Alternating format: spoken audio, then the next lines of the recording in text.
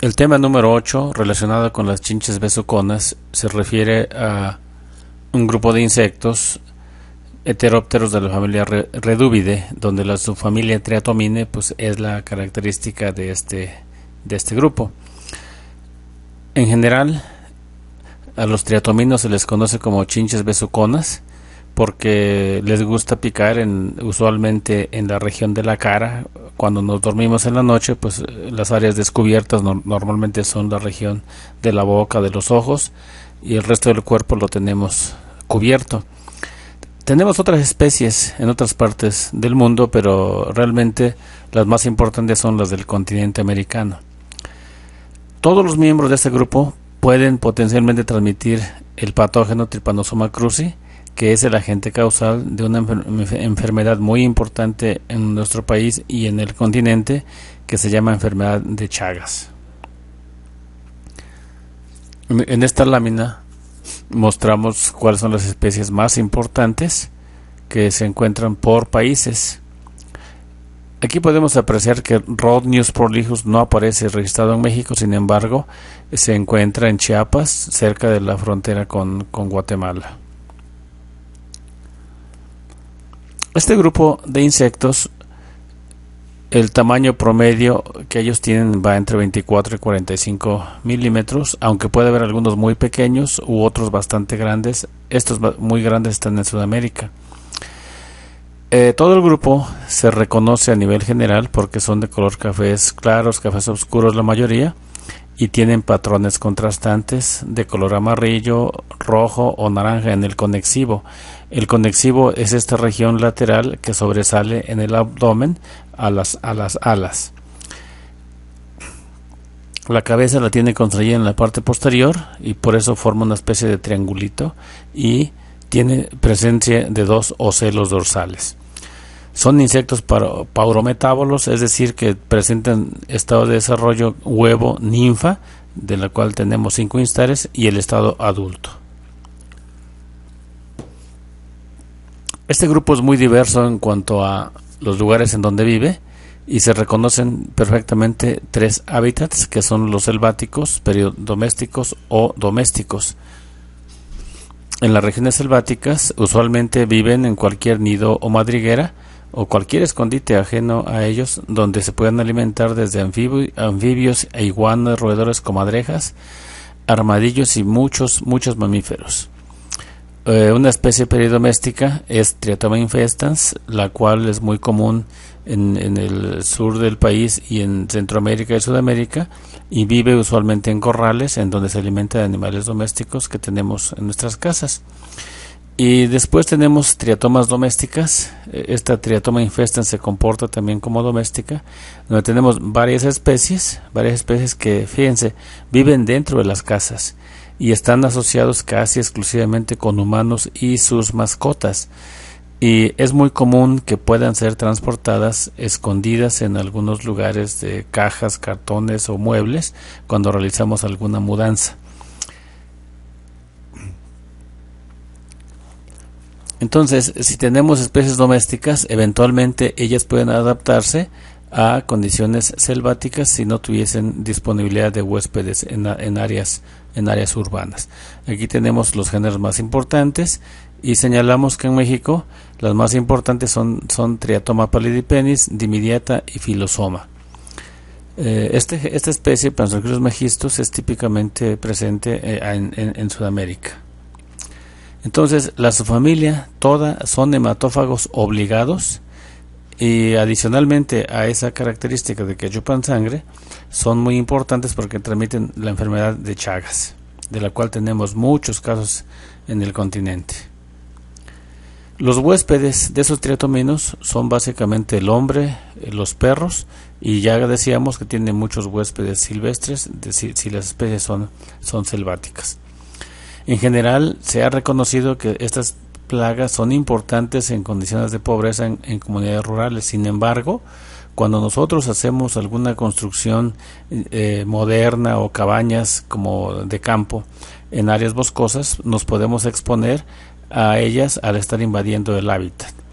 Entonces, la mayoría de estos triatominos son nocturnos y buscan activamente a sus huéspedes, lo cual quiere decir pues que son muy buenos voladores. Aquí podemos ver algunos ejemplares de triatominos en las casas de adobe de la gente en comunidades que son pobres. Se pueden encontrar por cientos en las casas y también son capaces de sobrevivir meses sin tomar alimento.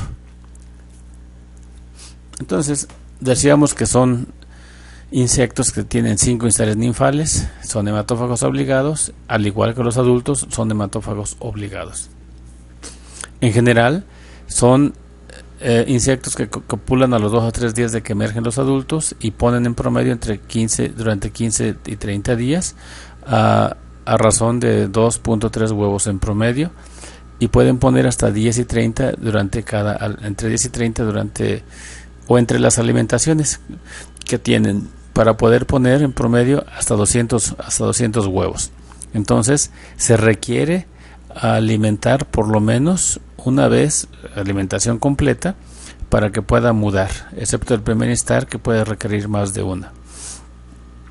Entonces tenemos muchas especies importantes en este grupo y no hay un estudio así particular de alguna de ellas, por lo que se dice que a nivel general puede haber especies con ciclos cortos, estamos hablando de 3 a 4 meses, pero tenemos otras especies que pueden durar 2 años, y esto tiene que ver también con qué tan cerca tienen el alimento, porque ya decíamos que pueden vivir un buen tiempo sin tomarlo.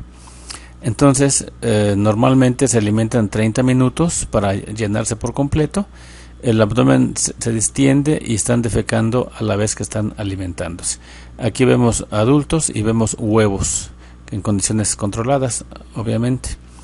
Les ayuda para alimentarse el hecho de que cuando están picando inyectan anticoagulina, que permite mantener el flujo de la sangre durante la alimentación, y también óxido nítrico, que es un vasodilatador, o sea, permite que fluya más volumen de sangre y también evita que se formen o que se agreguen las plaquetas que cerrarían la herida. Y crecen mucho cuando se alimentan. Las ninfas pueden ingerir hasta 12 veces su peso y los adultos ingieren menor cantidad de volumen de sangre. Entonces los daños que nos van a producir, por un lado tenemos la extracción de sangre, y obviamente producen molestias en el área de la picadura. En este daño está el daño pues de las triatomas. Una vez que tenemos nosotros presente la enfermedad, está asociado a que primariamente nos afecta la morbilidad de la enfermedad más que la mortalidad, porque la gente afectada sufre debilidad y fatiga crónica que afecta al trabajo, y es gente que comúnmente pide días de descanso. Entonces ya comentábamos que esta enfermedad pues es producida por este protozoario. Aquí vemos una triatoma alimentándose. Aquí vemos el aparato bucal, que está bastante grueso. Hay opiniones de que es muy dolorosa la picadura, y otros que dicen que no siempre es dolorosa. Bueno, a mí nunca me ha picado ninguna, no puedo dar mi opinión.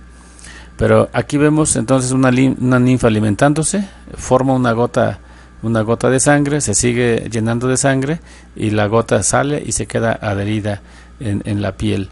Entonces aquí es interesante porque cuando se alimenta se defeca, y aquí está el lugar donde está tomando o donde está lastimando la piel para alimentarse, de modo que queda muy cerca la sangre eventualmente contaminada de donde está la herida. Aquí vemos una persona que tiene huellas pues de picadura de estas chinches. Entonces el insecto adquiere el tripanosoma cuando se alimenta de un huésped enfermo, eso es claro. El patógeno se desarrolla hasta la fase infectiva entre 5 y 15 días. Entonces la transmisión ocurre cuando el mismo huésped introduce las heces infestadas dentro de su organismo, cuando se rasca la zona donde le picó un insecto infectado. Por ejemplo, si decimos que este insecto está infectado, chupa sangre, entonces defeca, la sangre está infectada, se retira el insecto después de alimentarse y nosotros nos rascamos con los dedos y al rascarnos movemos estos residuos de sangre hacia hasta el punto de inserción del aparato bucal y nos introducimos los tripanosomas que están en la fase infectiva. Entonces, esa es la forma en que ingresa el patógeno a nuestro cuerpo. Y actualmente se reportan en la literatura entre 16 y 18 millones de personas infectadas en el continente americano y se estima que cada año tenemos 200,000 casos nuevos. Entonces, esta enfermedad tiene una característica muy particular que se puede manifestar hasta los 5 o los 15 años después de la infección inicial, y ya veremos adelantito que afecta al corazón e intestino principalmente, aparato digestivo. Aquí tenemos diferentes formas de alimentación de las triatomas. Esta es una persona voluntaria que está permitiendo que le piquen, porque es durante el día. Entonces, otra forma en la que puede haber infección de seres humanos con este tripanosoma ocurre de las siguientes formas, ya que este es un caso muy particular en donde el patógeno no solamente se transmite a través de un vector, sino también por roedores que se alimentan de triatomas que están infectados. O sea, el roedor se puede infectar, nos muerde y nos puede pasar la enfermedad. Cuando manipulamos el huésped infectado, por ejemplo, si este armadillo está infectado y quien lo está manipulando se corta al manipular la sangre, se puede infectar, ¿verdad? También hay reportes de infección con este patógeno cuando hay transfusiones de sangre, al igual que cuando un triatoma sano se alimenta de otro que está infectado. Esto les parecerá raro, pero es común que cuando un triatoma, ya sea en estado de ninfa o adulto, está completamente saturado de sangre, puede llegar otro triatoma y picarle el abdomen para chuparle la sangre porque él no consigue el huésped. Y también tenemos una transmisión del patógeno de madres embarazadas a hijos, ¿verdad? Sería un tipo de transmisión vertical. Entonces, la forma aguda de la enfermedad empieza con un área eritematosa, o sea, quiere decir enrojecimiento de la piel donde hay la picadura, y la piel se endurece. A esta situación se le llama chagoma, que es donde entra el parásito. En ocasiones el parásito entra por el ojo y forma un edema periorbital, como el que vemos aquí, y este es llamado mal de Romaña, que afecta principalmente al ojo. Ya la forma crónica se caracteriza por síntomas cardíacos principalmente, relacionados con palpitaciones, debilidad y arritmias que pueden producir la muerte. De hecho, puede ocurrir la muerte en cierto porcentaje de la población. Otra forma es el alargamiento del esófago y algo que es menos común, también daños en el colon, el intestino grueso, ¿verdad? Aquí vemos en este tejido, ¿verdad? Este tejido está lleno de amastigotes, que son las formas intracelulares de una etapa de desarrollo de este protozoario. Y aquí vemos a nivel general la distribución geográfica de los triatominos, no necesariamente de la enfermedad, sino de los insectos como tal. Y aunque hay también distribución en Estados Unidos, en Texas principalmente, aquí solamente el mapa se refiere a Latinoamérica. Entonces, ¿cómo es el ciclo de la enfermedad de Chagas? Vamos a partir del punto 1, ¿verdad? Entonces, para que veamos cómo ocurre todo el desarrollo tanto en el ser humano como en el insecto. Entonces, si partimos de aquí del punto número 1, la chinche se alimenta, ¿verdad?, de una persona sana, obviamente. Entonces le pasa el tripanosoma, el tripomastigote, pues, que es la etapa particular, el tripomastigote metacíclico en las heces, que esta es la fase infectiva. Entonces entran por esa parte de esos tripomastigotes. Estos tripomastigotes, ¿verdad?, penetran a varias células en el sitio de la herida y después se transforman en amastigotes. El tripomastigote tiene flagelo y se mueve por sí mismo. El amastigote es un estado de desarrollo que no tiene flagelo, y entonces es como una célula grande que se multiplica por fisión binaria en las células infectadas de los tejidos. Entonces estas amastigotes, ¿verdad?, se transforman en tripomastigotes, ¿verdad?, y salen de las células e invaden la corriente sanguínea. Entonces, cuando invaden la corriente sanguínea pueden pasar dos cosas, ya sea que vuelvan a infectar otros tejidos sanos, ¿verdad? Y aquí es donde podemos ver nosotros la manifestación clínica de la fase infectiva, pues, del patógeno. O puede ser que estos amastigotes puedan ser, ya que están circulando, estos tripomastigotes, ya que están circulando en la sangre, los tome un triatomino que está sano, vamos a decir. Entonces este triatomino ingiere el tripomastigote de una persona que está enferma, está sano. Entonces ya dentro del insecto, en el intestino medio, se transforma en epimastigote. Se multiplica en el intestino medio y después se desplaza hacia el intestino posterior para formar el tripomastigote metacíclico, que es la fase infectiva.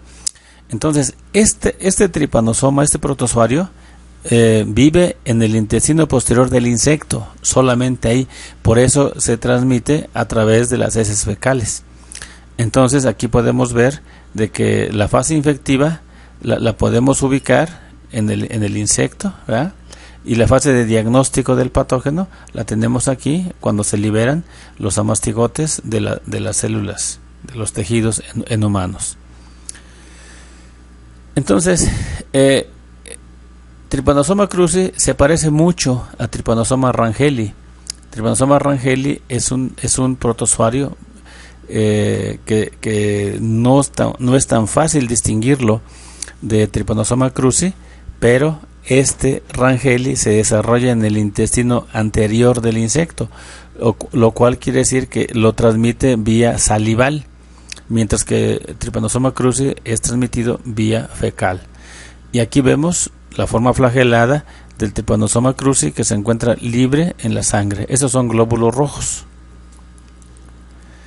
Entonces, ¿cómo diagnosticamos la enfermedad? A través de un sistema que se llama genodiagnóstico, que consiste en poner en una cajita chinches que están sanas, que fueron creadas en laboratorio, en la piel de una persona que está posiblemente infectada. Entonces, cuando sospechamos que alguien está infectado, se le aplican las chinches mediante el procedimiento que está indicado aquí. Se deja pasar un tiempo y después se revisan ya en el intestino del insecto para ver si están presentes el parásito. Entonces también hay una forma de diagnosis de la enfermedad crónica, pero hay varios procedimientos clínicos que no son parte, pues, de este curso, pero aquí señalo algunos de ellos. Pero sí es importante señalar de que actualmente esta enfermedad es la enfermedad parasítica más importante en las Américas, aunque ustedes pueden empezar en dengue o en paludismo, pero por los millones que están afectados directamente, se tiene información, esta viene siendo actualmente la más importante. Sin embargo, es muy probable que el mosquito del dengue esté alcanzándola por las epidemias que hay ahorita a nivel continente y que hablaremos en su momento. Entonces, ¿cómo se maneja la enfermedad o el insecto? Pues lo más recomendable es evitar contacto con triatominos. ¿Cómo? Pues mejorando las condiciones de las casas, creándoles condiciones que sean desfavorables, que no los dejen desarrollarse, como poniendo acabados lisos en las paredes, y en la medida de lo posible usar techos de concreto. En México hay programas que el gobierno está realizando para apoyar a la gente pobre para que mejoren las condiciones de sus casas, y yo conozco varios casos o varias comunidades más bien en donde se le están mejorando los pisos y estas condiciones que ayudan a que tengamos menos situaciones posibles de este problema. El uso de trampas de luz es importante para atraer a los adultos, pero también en lo que más se ha confiado actualmente es en el uso de productos residuales, en formulados principalmente microencapsulados o polvos humectables, que son los que se pueden aplicar con estas técnicas para que queden adheridos a los sustratos en donde pueden estarse escondiendo las triatomas. Entonces, este tipo de tratamiento, que es como una motomochila, es más directo y va a atacar solamente a las chinches con las que tenga contacto directo a la niebla que aplica, porque ese tratamiento no es residual, pero tiene la gran ventaja de que el tamaño de gota, que es más pequeño, entonces es posible que se haga una nebulización que pueda llegar a lugares en donde no llegaría una aplicación de gota gruesa como esta, y entonces tengamos un efecto más inmediato con todas las triatomas que estuvieran presentes en ese momento en una casa. O sea, en este tipo de tratamiento, que el tamaño de gota está de más de 200 micras, en este caso lo que hacemos es contaminar la superficie y esperamos a que los triatomas caminen por ella para que se contaminen y eventualmente se mueran. Y en este caso, que es un tamaño de gota de entre 60 y 70 micras, no alcanza a impregnarse en las paredes con la técnica que estamos utilizando, y en este caso vamos a tener un efecto inmediato, porque hay más posibilidad de que haya contacto directo con las chinches que se encuentren en una casa. Ese es el fin de esta presentación